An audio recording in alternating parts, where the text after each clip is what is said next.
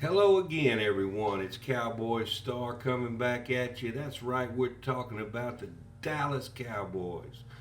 Well, today's topic is about the how did we get here? How did the Cowboys sink this low? And after a lot of thought on this subject, I've come up with the answer that I'm fixing to tell y'all. But first, before I get started with this video, I'd like to remind you all to please be sure and subscribe to the channel and hit that like button and hit the notification bell. I do appreciate all of those who have already. Mike McCarthy had a press conference yesterday, and he quietly reminded me what Jerry Jones has actually done to him in order for him to get in this position with the Cowboys. Mike McCarthy quietly destroyed Jerry and Steven yesterday on his press conference. It's really, if you listen to the video of him with his press conference, it clearly tells you what is wrong and what his feelings are. Everything they do is backwards. They do it backwards in order to save money. That's what the Cowboys do. Jerry Jones' penny pinching is catching up with him. Instead of signing free agency in April, when all the free agency is going on, guess what Jerry Jones and Stephen Jones and them are doing? They're on vacation. That's right. They're out enjoying themselves on vacation, and when they come back from vacation, by then all the top free agents have already been snatched up, and the only thing left for the Cowboys is bottom basement shopping. Bare bones. I mean, the bones already been picked off, and there's nothing left but the low end that nobody really wants, that Jerry Jones always seems to sign and give up our draft picks for. Just like this Jonathan Mingo guy, we have no clue who he is, that we just picked up from Carolina. We have no idea. All we know is he's a big-bodied receiver. He hadn't had hardly any catches this year. Nothing notable for the Cowboys to go out and spend a fourth-round draft pick on this cat. So instead of getting your free agents to fill your holes, like we got lots of holes, the Cowboys need to go out and sign the free agents to fill those holes, the veteran free agents. Then use your draft to plug in minor holes or backups for the starters. And that's how Mike McCarthy said he has always done it with Green Bay. He said, we always did it like that, and it worked great. And, that way we weren't drafting to fill the holes with rookies to expect them to come in off the college ranks and start and make an immediate impact. Because if you keep doing it that way, it's like it's hit or miss. You know as well as I do. When you draft somebody, it's hit or miss, folks. You really don't know if that player can perform. It's a different ball game in the NFL. It's not like college. And it's a whole different ball of wax. And yeah, these high top draft picks usually do, for the most part, pan out. But you never really know. There's been occasions when there's been busts, And, I mean, the Cowboys have drafted first-round draft picks that have been busts here recently. So it's just Jerry Jones. It's the way he does business. As far as it goes, as him being a master merchandiser and, advertiser and all that kind of stuff, yeah, he's great at that. But he's been trying to buffalo the Cowboys fans for 30 years now. And he's succeeded and gotten rich off of everyone. And he's not delivering on his end. And I hope he hears this video somehow, some way. And when he should be signing these free agents to fill the holes and draft the best players available, after that is what he ought to be doing. But he's doing it in reverse. He's doing it in reverse. What he's doing is he's signing all these bottom basement players and signing them on the cheap, and they're not panning out most of the time. Then he's having to draft to fill in his holes, and it's not enough. It's not enough. These players you can't expect these players to just come in off the college ranks and fill in and do that type of job. But the Cowboys have so many holes. I was looking at the roster the other day, and I picked out 7 players that a new coach would want to build off of, off of next year if there's a change.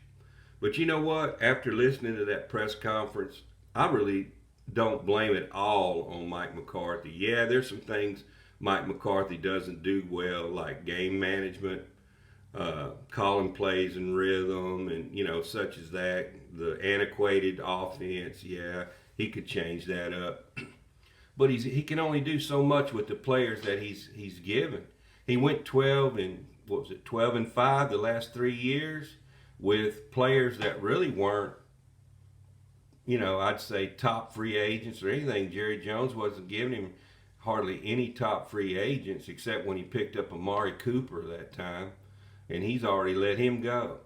So it's just Jerry's got it in his mind. He's going to do it his way, hell or high water. Just like the curtain incident with C.D. Lamb couldn't see the ball because the sun was shining in through the glass doors of the stadium, AT&T Stadium. He can't see the ball coming when the sun's out like that at the 3 o'clock game. And Jerry said he's not going to close the curtains. It's just shit like that that's causing the Cowboys not to go downhill. To go downhill.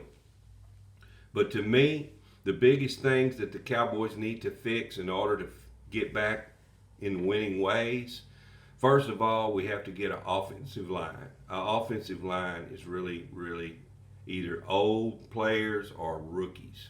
We got 2 rookies on the offensive line. Now, Awesome Richards played left tackle last week, and he did a really good job. And you watch, Guyton is healed up now. He's going to put Guyton right back in at left tackle, and he's still not there as a left tackle. Awesome Richards played a lot of games in college. He played 38 games in college. Guyton hasn't played but 1 season in college. So I'm not to say that he can't get there, but I'd put Awesome Richards at left tackle and just use Guyton for the rest of the season as a backup, just to learn the ropes. We're going to have to do something at right tackle because Steele is not the player that he was before he got injured, and he has had a bad season. And our right guard, Zach Martin, he's been a Hall of Fame player, but he's losing it. He's either injured or Father Time's caught up with him because he's had a bad season. Now the rookie center, he's held his own. He's nothing to brag home about, but I think he can get there with another year or 2 under his belt. I think he's held his own this year. And our left guard, of course, we got Tyron Smith. He's been good this year. So remains to be seen what the Cowboys are going to do in the draft. It looks like we're going to get a good draft pick, a low pick. I say top 10 pick for sure. We ought to. Now the running back, there's a running back out there. I forgot his name. It's escaping me. He's with Boise State. He is wanting to come to the Cowboys. Don't know if the Cowboys are going to draft a good running back in the first round. Not sure if I would do that if I was the Cowboys. Knowing the Cowboys, they probably would spend a first-round pick on the running back, which no one hardly ever does anymore. But he is a really good back, and the Cowboys could use him. But if they don't get him in the first round, they're not going to get him.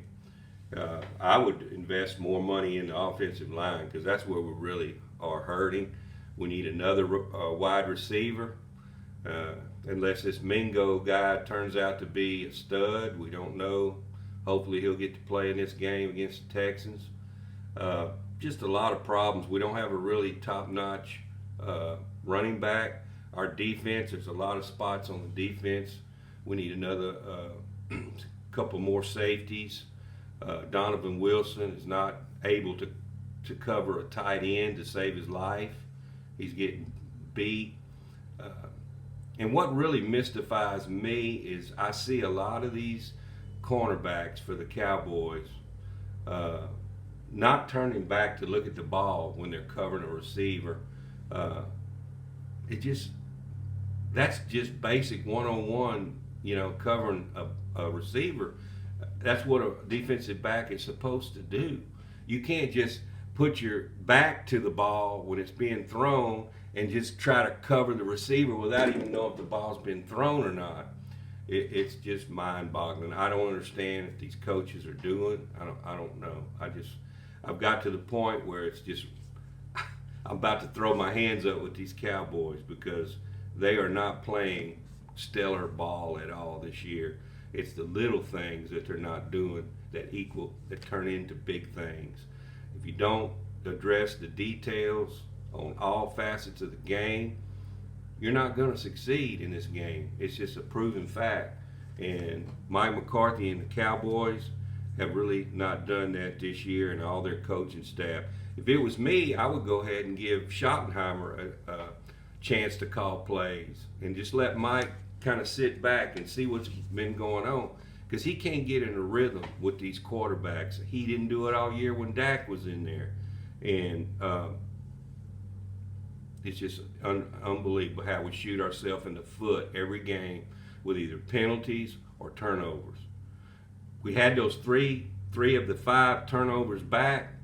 Zeke, if he wouldn't have fumbled the ball on the goal line, if Cooper had held on to the snap, and if Steele had not tried to pick up that fumble that happened instead of try to pick it up and run with it, he should have just fell on the ball. That would have saved us a turnover right there. But it's obvious that these players aren't getting schooled on all these little fine points in the game, and it's costing us dearly. It really is. But that's all I got today. I just wanted to get on here and express what I was feeling about that press conference that McCarthy had. If you get a chance, go listen to it. Don't forget to subscribe to the channel. We'll be back on here if anything else breaks. With that being said, we'll catch you next time. I'm out.